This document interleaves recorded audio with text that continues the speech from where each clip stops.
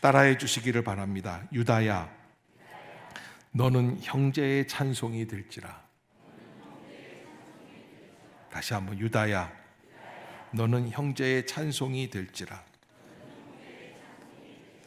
예, 무슨 얘기예요?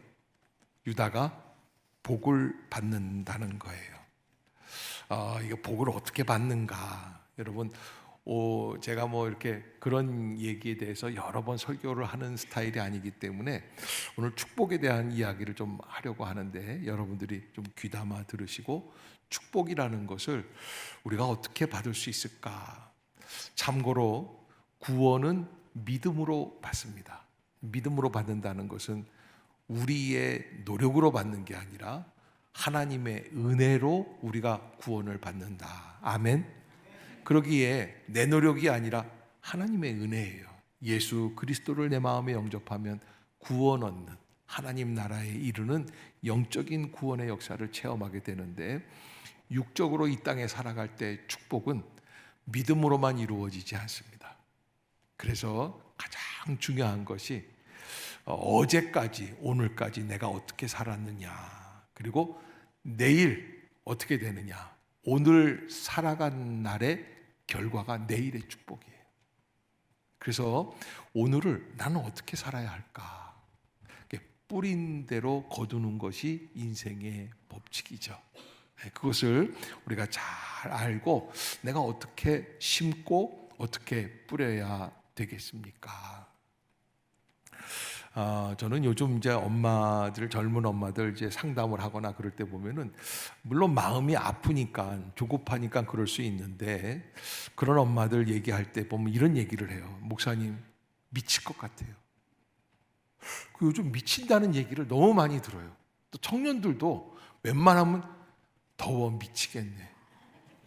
네. 또 미워도 미치겠네. 슬퍼도 미치겠네. 웃겨도 미치겠네. 또 배고프면 진짜 미치겠네. 그래서 가끔 피아노에 가서 미를 한번 눌러볼 때가 있어요. 미를 치라니까. 이런 개그 하지 말라고 그랬는데. 그래서 여러분, 이게 미친다라는 얘기를 너무 많이 하는데 사실 그거 좀 안 좋은 이야기 아닙니까? 우리 행신 임마누엘 성도들은 제발 부탁인데, 오늘부터는 미치지 말고, 파도 치지 말고, 솔도 치지 말고, 누가 좀 멈춰줘요. 좀 이렇게 좋은 언어를 좀 가졌으면 하는 바람이에요. 그래서 너무 마음이 아프구나 이런 생각을 하는데, 이렇게 얘기하면 좋은데 그러지 않고, 너무 좀 더워도 미치겠네, 추워도 미치겠네, 배고파도 미치겠네. 여러분, 비 오는 날 강화문 내거리 같은 데 이렇게 가보면 비를 맞으면서 우산을 가지고 비를 가리는 데 쓰지 않고 할머니들이 막 혼자 막 떠들면서 삿대질하면서 욕하는 할머니들 본 적 있어요, 없어요? 있어요. 그분 미를 치신 거예요. 그래서 요즘 정신병원이 잘 되는 이유가 그런 일들이 있기 때문이 아닐까 생각이 들고, 언어를 좀 잘 써야지 되겠다라고 하는 건데, 사실 창세기 49장은 이스라엘 야곱이 죽기 직전에 아들들을, 12아들을 불러다 놓고 예언적 기도를 하고 있는 그 부분이에요. 그래서 창세기가 시작이 되지 않습니까? 태초에 하나님이 천지를 창조하시고, 창세기 12장에서는 아브라함을 선택해 주시고, 그래서 믿음의 자손을 만들어 주신단 말이에요. 그 모든 것의 중간 완성이 창세기 49장의 야곱의 기도예요. 이걸 가지고 모세가 신명기의 마지막 장에서 다시 12지파를 축복하면서 기도해요. 그래서 여러분, 믿음의 조상들이 한 번씩 전체를 아우르는 기도를 할 때 중간 평가가 일어나는 거예요. 벌써 아들은 12인데 장자는 루벤인데, 이 모든 게 뒤죽박죽 바뀌는 모습을 보게 돼요. 왜 그러느냐? 이것은 잘못 뿌렸기 때문에 그렇다라는 것을 보게 돼요. 그리고 정말 자기는 맏아들이 아닌데도 불구하고 장자의 마음을 가지고, 그리고 다른 사람들을 화평하게 하고 헌신을 하려고 하고 십자가를 지려고 하는 마음이 있으니까 그가 장자가 되는데, 그 사람이 바로 유다입니다. 우리는 유다 그러면 가룟 유다만 생각하지만 이스라엘 백성들을 유다라고 그래요. 대표적이에요. 사실 살아남은 게 유다 지파예요. 바벨론에 잡혀가서 다시 돌아와서 세운 나라가 유대예요. 유대이즘이라고 그러죠. 그 이스라엘 사람들을 유대이즘, 유태인 그러지 않습니까? 그렇게 유다가 대표적인 사람들이 돼요. 어떻게 그렇게 바뀔 수 있을까라는 것을 오늘 본문을 통해서 한번 볼 수 있어야지 되는데, 사람은 마지막 순간이 되면 눈이 열린대요. 그래서 숨이 막 가빠지지 않습니까? 마치 올림픽에서 성화가 꺼져갈 때, 이제 파리 올림픽도 이제 얼마 있으면 끝날 거 아니에요. 그러면 어떻게 돼요? 그러면 성화가 점점 줄어들어요. 나는 그게 너무 신기하더라고요. 아니, 어떻게 이렇게 성화가 알고 연료를 얼마나 딱 그렇게 넣기에 또 끝나는 시간에 딱 맞게 꺼지냔 말이에요. 나중에 알고 봤더니 가스 밸브 잠그듯이 이걸 하더라고요. 그걸 몰랐어요. 간단한 건데, 그럼 스위치로 이렇게 잠그면 딱 디머가 있어가지고 끝나는 건데, 그걸 모르고 그랬는데, 그러니까 촛불로 말하자면 10개가 있다고 그러면 9개가 꺼지고 하나 남아있는 거예요. 근데 야곱에게 마지막 소명이 있는데, 아들들을 축복해주는 자리가, 마지막 유언의 자리가 남아있는 거예요. 지금 이분이 나이가 지금 147세, 130세에 애굽에 들어와서 17년을 숨결을 가다듬고 이제 마지막 순간을 맞이하는 그런 자리가 됐어요. 12아들이 아버지가 뭐라고 기도하실지 기다리고 있습니다. 마지막 순간에 하는 얘기가 중요하죠. 그래서 끝날 때까지 끝난 게 아니다. 여러분들과 저는 가진 게 없고 받을 게 없어서 유언에 별 관심이 없지만, 그러나 좀 있는 집안들은 마지막에 할아버지가 누구 손을 들어주느냐가 굉장히 중요합니다. 아마 이스라엘 백성들도 마찬가지였을 거라 생각을 하고요. 이스라엘 12아들이 무슨 축복을 받게 될 것이냐, 믿음의 조상이라고 그러잖아요. 하나님과 동행하는 사람들이에요. 아브라함의 하나님, 이삭의 하나님, 야곱의 하나님이라고 그러지 않습니까? 하나님과 직접 소통하고, 야곱은 베델 광야에서 하나님을 만나게 되고, 야복 강가에서 하나님의 사자와 씨름을 하면서 이스라엘이라고 하는 가정을 일구어낸 놀라운 분이에요. 그러니 하나님이 그를 통하여 마지막에 어떻게 기도해 주느냐, 요게 그 인생의 결정이 되고요. 사실 그 기도한 그대로 창세기 49장의 내용이 이스라엘 역사를 바꿔요. 또 이스라엘 역사만 바꾸는 게 아니라 어디까지 가냐면 전 세계 온 인류 국가의 역사들을 바꾸게 되는 게 창세기 49장이에요. 그래서 태초에 하나님이 천지를 창조하셨다라고 하는 이 전제 속에서 이루어지는 창세기의 가장 중요한 결말이 바로 49장이라고 말할 수가 있습니다. 자, 오늘 이렇게 본문을 쭉 보면은 루벤서부터 축복하면서 기도하게 됩니다. 자, 이 루벤 큰아들입니다. 맏아들입니다. 그 맏아들이 루벤 너 일로 와라. 아버지가 마지막에 기도해 주는 거예요. 예, 왔습니다. 아버지 야곱이 147세니까 루벤도 아마 100세 가까이 되지 않았을까? 100세가 넘었을 거라고 주장을 해요. 왜냐하면 40살쯤에서 얻은 자녀이기 때문에 100세가 넘었을 겁니다. 그 100세가 넘은 할아버지를 불렀어요. 루벤아, 이게 3절이에요. 너는 내 장자요, 내 능력이요, 내 기력의 시작이라. 이렇게 얘기를 하니까 아멘, 맞습니다. 제가 아버님의 장자고 능력이고 기력의 시작이죠. 그런데요, 그 다음부터가 중요해요. 위풍이 월등하고 권능이 탁월하다마는. 여러분, 이게 나가다가 밭이라고 하는 요게 붙으면 곤란해요. 예? 다 좋은데 여러분 성적표에도 통지표에도 옛날에 생활기록부가 있지 않습니까? 명랑하고 뭐하고 이렇게 하는데 그런데 성질이 더러워가지고서 이렇게 나오면 안 되거든요. 여기 보면은 이게 그런 거예요.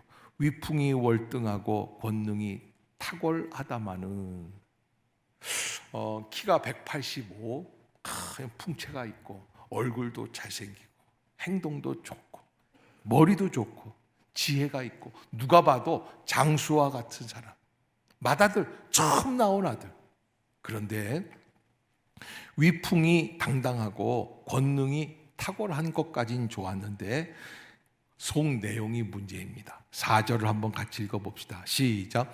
물에 끓음 같았은즉 너는 탁월하지 못하리니 네가 아버지의 침상에 올라 더럽혔음이로다. 그가 내 침상에 올랐었도다. 아멘. 침대는 과학이라고 침상에 올랐는데 에이스 침대에 올라가서 막 난장판을 만들어 놨다는 얘기가 아니에요.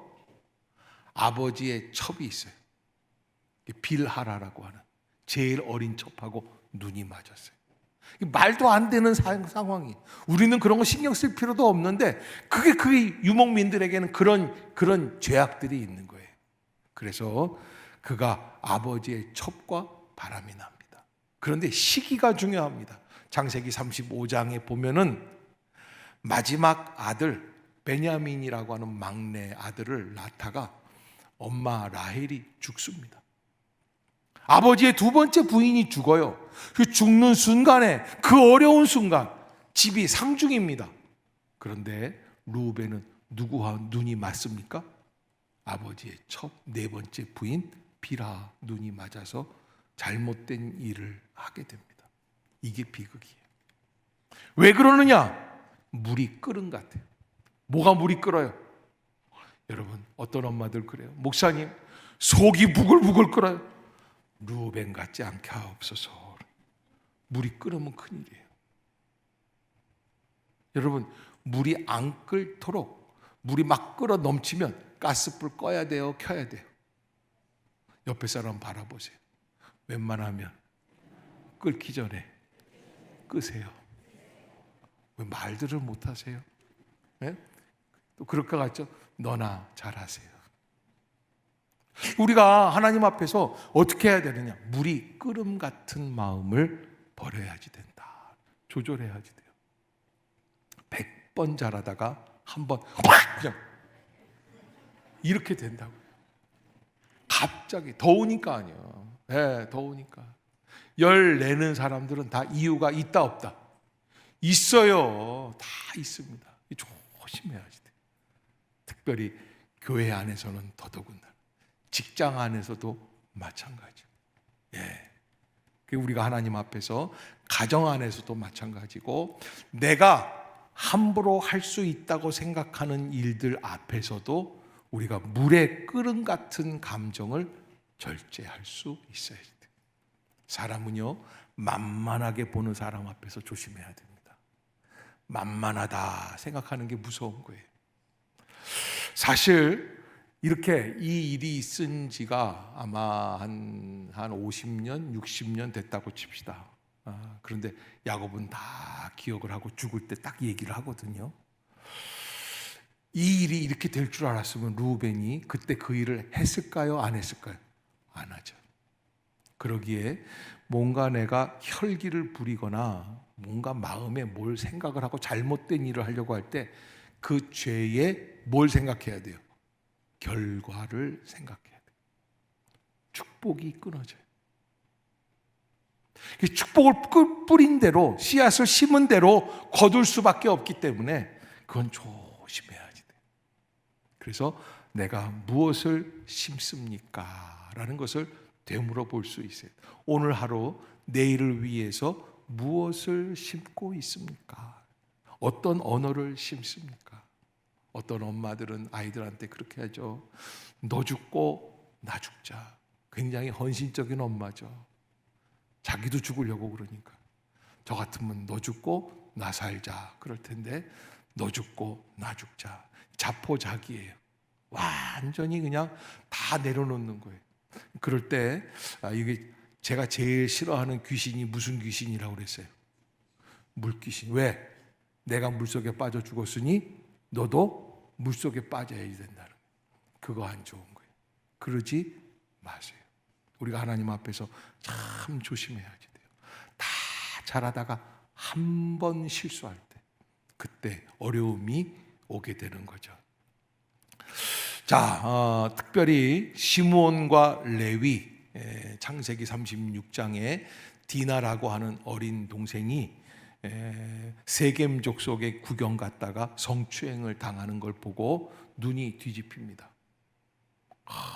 그냥 집안에 아들이 12이면 노는 아들이 있어요, 없어요? 있어요. 꼭 노는 애들이 있습니다. 그런 애들은요, 이런 때가 기회입니다. 그냥 내가 가만히 두나 봐라. 공부할 때는 저 뒤로 가서 끄떡끄떡 졸다가 무슨 갑자기 폭력을 쓸 일이 있으니까 엄마가 옆에 차하고 부딪혔는데 그때 나와가지고선 여기다 바르게 살자 써놓고서는 그냥 그냥 막 욕하고 막 그러는 거예요. 그게 시므온과 레위예요. 그러면서 뭐라 그러냐면 5절에 그들의 칼은 폭력의 도구다. 그렇게, 그들의 칼은 폭력의 도구다. 요리사가 잡으면 뭐가 됩니까? 요리를 할 수 있는 도구가 돼요.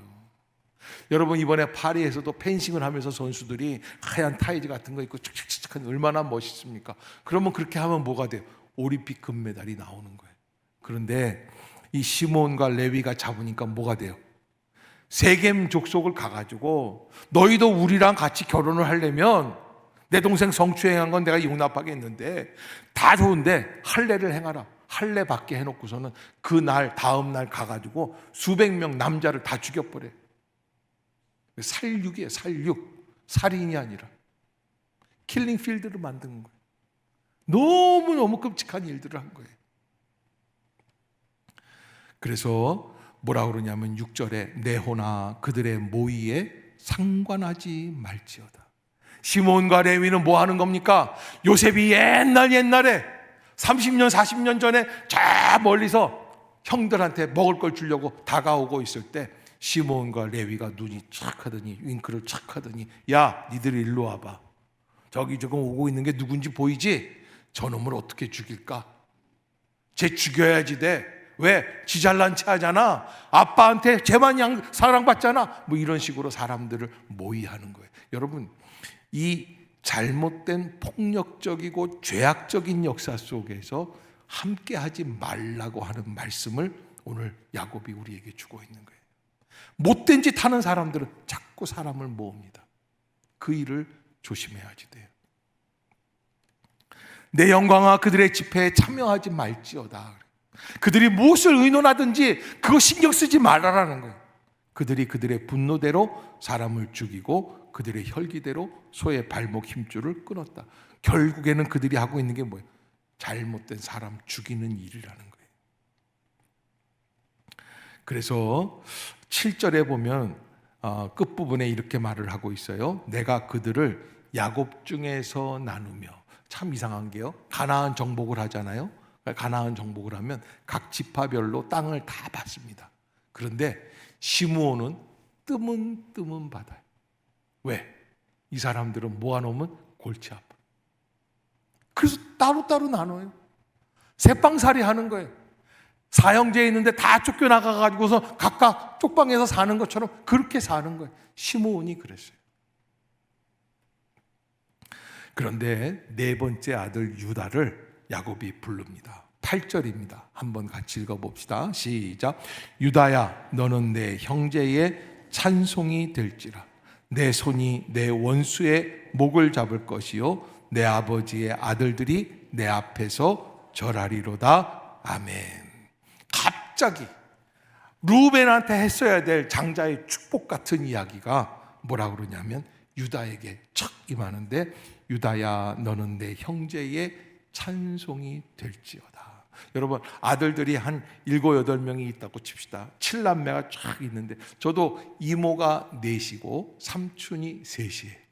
다 좋은 분들인데 그래도 이렇게 봤을 때, 만났을 때 웃음이 나오는 분이 있어요. 달라요. 다 얼굴에 미소가 띄는 분들. 왜? 나한테 잘해주거든요. 사랑하거든요. 마음이 통하거든요. 어떤 분은 조심해야지 이런 생각만 드는데, 어떤 분은 딱 봤는데 얼굴에 기쁨이 확 올 때가 있어요. 그런데 바로 유다가 그런 거예요. 야곱이 이렇게 보는데 첫째도 틀렸고 둘째도 글렀고 셋째도 저놈도 안 되고, 넷째 유다 보니까 너는 네 형제의 찬송이 될지라. 넷째인데 맏아들의 축복을 받습니다. 특별히 지금 창세기 32장 31장서부터 시작해서 지금 이 주인공이 누구냐면 요셉이에요.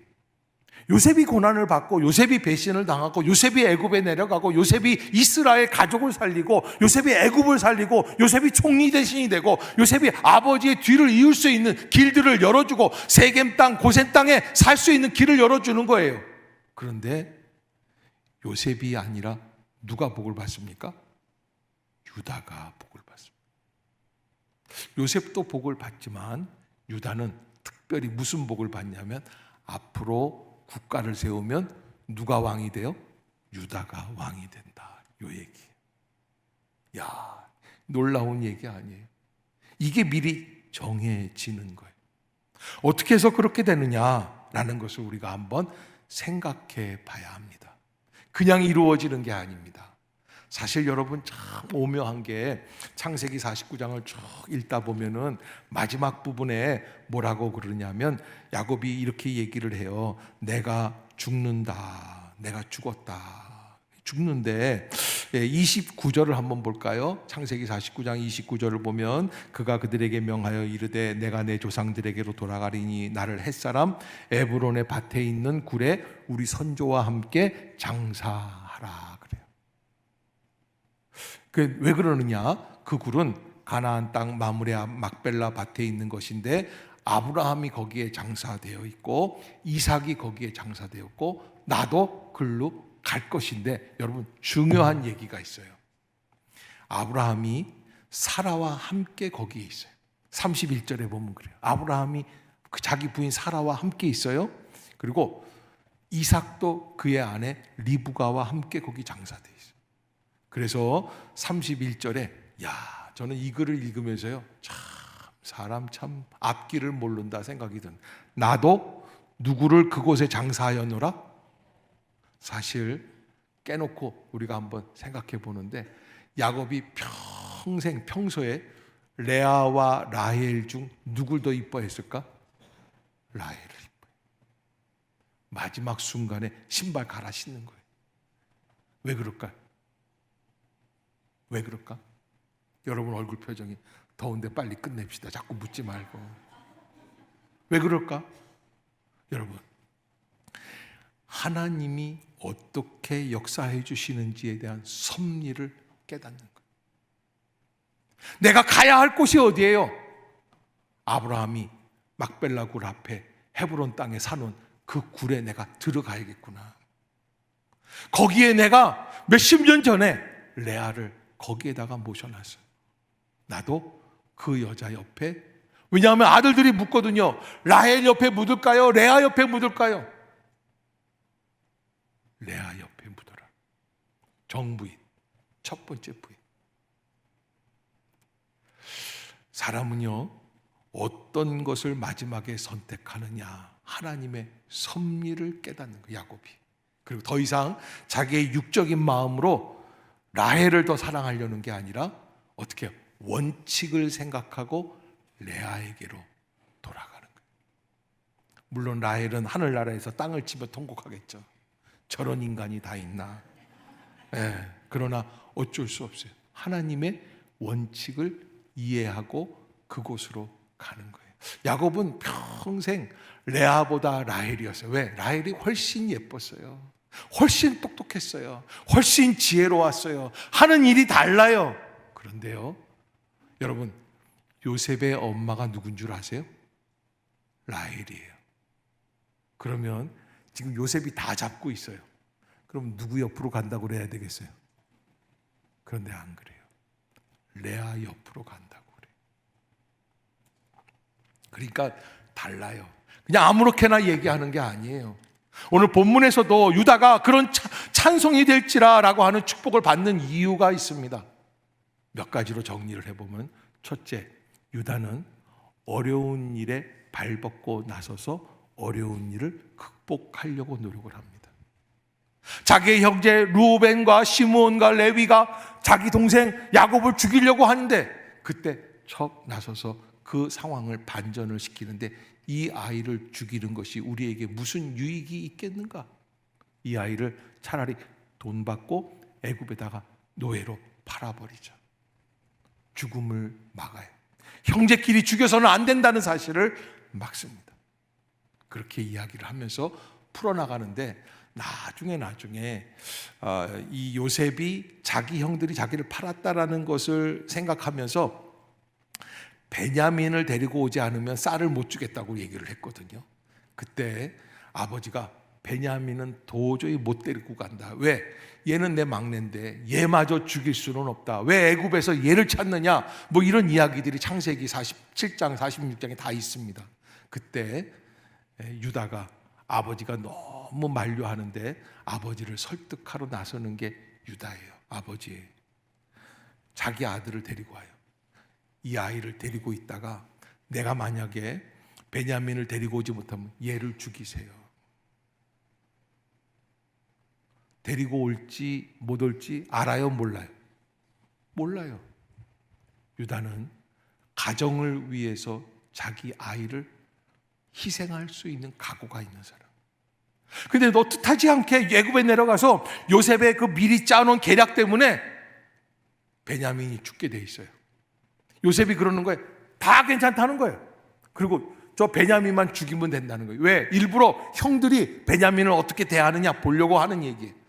그때 유다가 나옵니다. 뭐라 그러냐면, 이 아이의 생명은 이 아이의 아버지 야곱과 이어져 있어요. 얘가 죽으면 아버지도 죽습니다. 그러니 얘 대신에 누굴 죽여요? 나를 죽여요. 따라해 봅시다. 얘 대신에 나를 죽이세요. 옆에 사람 한번 쳐다보세요. 너 대신에, 빨리 하세요. 너 대신에 나를 죽이세요. 네, 날 보고 얘기하시는데 날 보지 말고 옆에 사람을, 너 대신에 나를 죽이세요. 여러분, 거기에 이 유다의 마음이 있어요. 지도자는 어떤 사람입니까? 지도자는 희생을 각오할 줄 아는 사람. 그게 참다운 지도자죠. 뿐만 아닙니다. 유다는요, 모든 어려운 순간마다 앞에 나섭니다. 이제 400년 뒤에 이스라엘 백성들이 광야로 나아가서 출애굽을 해서 광야에서 생활을 하는데 12지파가 쫙 동서남북으로 흩어져서 쭉 진행을 하죠. 그때 맨 앞에 선봉장이 되는 선봉장 지파가 있습니다. 그게 바로 누구냐면 유다 지파예요. 전쟁을 합니다. 가나안 정복 전쟁을 합니다. 100년 가까이 전쟁을 합니다. 그때마다 앞섰던 사람이 있어요. 유다 지파예요. 여호수아와 갈렙이 있죠. 그런데 이 갈렙이 바로 유다 지파 출신이에요. 갈렙의 스피릿이 있습니다. 뭡니까? 내가 헌신하겠다는 거예요. 내가 앞장서겠다는 거예요. 내가 민족을 구하겠다는 거예요. 아멘. 거기에서 은혜가 있어요. 우리는요, 가능하면 이런 일에서는 나를 통과해 주시옵소서, 지나가게 하여 주시옵소서, 그렇게 얘기하지만 그것이 축복이 아닙니다. 유다는 바로 그래서 이런 스피릿이 있기 때문에 이번에도 지금 이스라엘이 전쟁을 앞두고 있지만, 전쟁이 일어날 때마다 이스라엘 백성들 가운데 어떤 게 있냐면, 각국에 흩어져 있는 이스라엘 청년들이요, 전쟁이 나면 대학교 기숙사에서 제일 먼저 짐을 꾸립니다. 왜 그러느냐? 너 어디 가려고 그러냐? 그러면 전쟁이 난 우리 고국으로 나는 가겠다라는 거예요. 제일 먼저 내가 가겠다라는 얘기예요. 그런데 이 전쟁을 하고 있는 이 중동 지역에 있는 다른 이란이나 이라크에 있는 청년들도 짐을 꾸린다는 거예요. 그래서 너는 왜 꾸리냐 그랬더니, 국가에서 나를 소집할 수 있으니까 난 도망가겠다는 거예요. 달라요. 그게 유다의 스피릿이에요. 내가 먼저 어려운 짐을 내가 지겠다는 거예요. 책임을 내가 지겠다. 지지 않아도 돼요. 보통 이렇게 얘기할 수 있어요. 아버지가 이렇게 싸질러 놓은 똥이니까 아버지가 치우세요. 이렇게 얘기할 수 있어요. 왜 우리한테 뭐라고 그러십니까? 아버지가 부인을 4씩이나 얻었으니까. 르우벤이 그런 거 아니겠어요? 르우벤은요, 책임 회피 전가형입니다. 요셉이요, 형들을 잡고 문책을 하려고 막 그러니까 벌써 탁 하니 르우벤이 그 앞에서 그럽니다. 거봐라, 내가 너희들이 그 아이를 죽이려고 할 때 이런 짓 하면 안 된다고. 책임 회피형이에요. 맏아들은 목숨을 걸고 막아야 돼요, 안 막아야 돼요?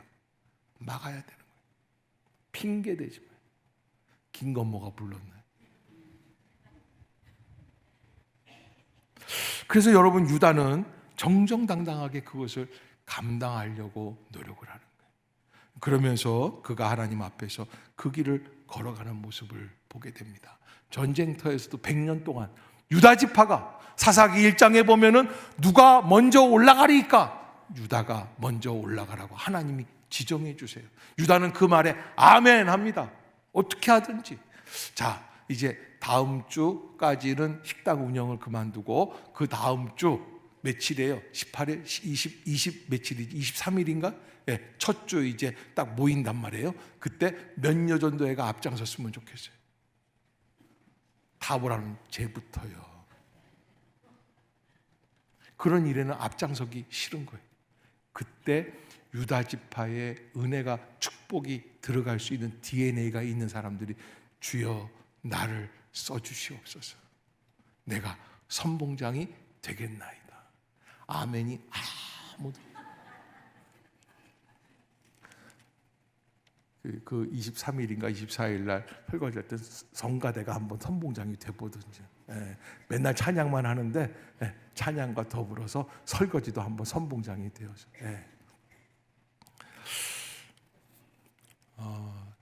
우리 저 성가대 대장하시는 최원준 집사가 이제 저 농협에서 이제 제기동 쪽에 있는 지점이 지점장으로 일을 하시거든요. 농협이 지점이 굉장히 많아요. 수백 개가 되겠죠. 근데 이번에 그 수백 개 지점들 가운데에서 3지점만 골라가지고 상을 하는데 거기에 뽑혔다는 거예요. 대단한 일. 네. 그래서 내가 지금 성가대가 한번 설거지를 한번 해보는 것도 좋겠다 하는 게, 왜냐하면 팀을 이끌 줄 아는 리더예요. 대단하다 생각이 들었어요. 네. 좋은 일이 있으니까 그런 일들을 통해서 하나님께 영광을 돌릴 수 있는 기회가 됐으면 좋겠다 생각이 드는데, 아무튼 여러분, 유다 이야기로 돌아와서 유다는 그 자기에게 맡겨진 일들을 배신하지 않고 외면하지 않고 감당해 나갈 줄 아는 사람이었다. 저는요, 우리 행신 임마누엘교회 성도들 가운데에서 저는 기도에 목숨 거는 사람들이 좀 많았으면 좋겠다. 아멘. 아멘. 내일 새벽에 만납시다. 왜 아멘이 아무도 없어요? 아멘. 기도에 목숨 거는 사람들, 기도에 앞장서는 사람들, 기도에 씨앗을 심는 사람들. 아멘. 그때 하나님께서 놀라운 역사가 일어나는데, 유다는 그 권세들, 권력들만 받는 게 아니라 풍요로운 축복을 받는데 11절에 보면은 그의 나귀를 포도나무에 맨다. 여러분, 예전에 제주도에 있을 때 감귤나무가 한 40년, 50년 전에는 어떤 얘기가 있냐면 귤나무 3그루, 4그루만 있으면 대학 보낸다 그랬어요. 요즘은 안 그래요. 요즘은 안 그래요. 요즘 그런 얘기하면 큰일 나요. 뺨 맞습니다. 근데 옛날엔 그랬단 말이에요. 근데 포도나무가 그래. 포도나무가 부의 상징이에요. 나귀를 매면 포도나무에 매면 돼요, 안 돼요? 뽕나무나 참나무나 소나무나 이런 그런 단단한 나무에다가 매야지 포도나무에다 매면 안 돼요. 근데 여기는 포도나무가 너무 흔해. 여러분, 아랍의 부자들은 차도 지 안방에다 갖다 놓는데, 아파트가 30층 40층인데 차가 집 안방에 올라온대요. 어떻게? 엘리베이터가 따로 있대. 그 얘기를 하는 거예요. 그러면서 옷을 빠는데 무엇으로 빤다는 거예요? 포도주에 빤다. 얼마나 포도주가 흔하면 엄청 비싼 건데 포도주에 빤다. 여러분들이 그런 풍요로운 축복을 체험할 수 있기를 주의 이름으로 축복합니다. 하나님께서는 책임을 지려고 하는 사람에게, 씨앗을 심으려고 하는 사람에게 무엇을 주실까요? 씨를 주시는 하나님이에요. 헌신하려고 할 때 힘을 주세요. 사명을 감당하려고 할 때 은혜를 주십니다. 아멘. 그때 길이 열려요. 여러분, 외면하고 나는 아니겠지 하고 가만히 있으면 길이 열리지를 않습니다. 그런 사람이 있는 자리에 답답한 뿐입니다. 그러나 유다는 아버지 앞에서 그 일을 감당해 나가게 됩니다. 오늘 이 말씀이 이스라엘 민족의 역사를 바꾸게 됩니다. 유다는 바로 그 변화의 주인공이 되었습니다. 왜? 마음을 바르게 쓰니까. 유다도 허물이 있어요. 유다도 죄악이 있습니다. 그러나 그는 죄보다는 선에 강합니다. 완벽한 인간이 없습니다. 다 부족함이 있습니다. 그러나 부족한 중에도 하나님의 뜻에 순종하고 그 일에 최선을 다하는 마음. 아멘. 그때 우리의 인생이 달라지는 것을 보게 된다는 것 기억하시기를 주의 이름으로 부탁합니다. 기도하겠습니다.